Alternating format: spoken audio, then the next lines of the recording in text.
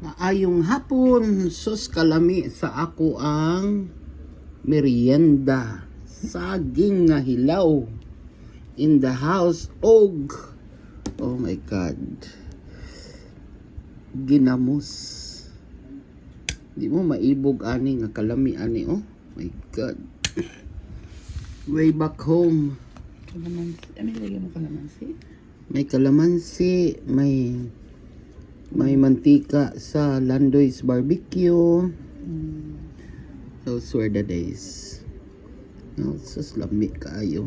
My God, to die for. Ang saging nga hilaw.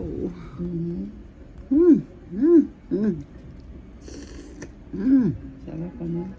My God. Sarap ng bagoong. Tapos ginamos, oh. Saan mo binili yung bagoong? Sa, ano ba?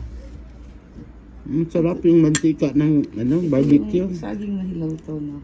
Sarap din ng ng saging.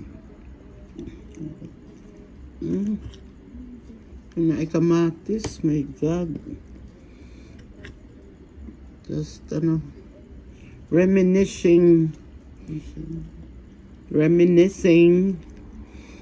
katong naapami barbecuehan, Landoy's Barbecue, my God, mga og antibuok, erkita, mga on sa barbecuehan, dayon na ay nilungag nga saging na hilaw, dayon na ay mantika ng barbecue, dayon na ay ginamos, sus, puting lamiang.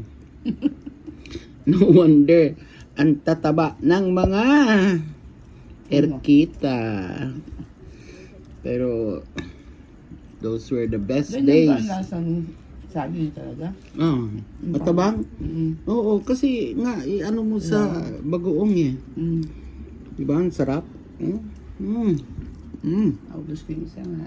Oh my God. To die for. Lami na ang ginamos. Oh, lami kayo. Oh. Ano ba to? Ano ba tong padas? Anong Diba? ginamos na to? Bumili. Sus, lami kaayo gyud. Paibog. Ganang saging, lami kaayo hilaw. Sa Smilisa natuto na. Wala naman daw to sa mga Tagalog. Sa amin, hinog. Talagang hilaw sa amin. Sus, pagkalami. Ay, busog. Plus nga pa'y isda, oh. Piniritong isda. To ay barbecue. Oh my God. Lami kaayo. Thank you, Lord. Sa sobra kalami, naulahi ang pangadji.